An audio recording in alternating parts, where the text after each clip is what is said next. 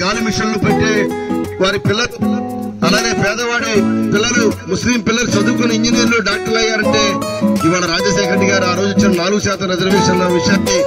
ఎవరు కూడా మర్చిపోకూడదని చెప్పి తెలియజేసుకుంటూ, మరి తప్పకుండా వారికి మన జగ్గయ్యపేట టౌన్ లో వారి విగ్రహాలకి పూలదండలు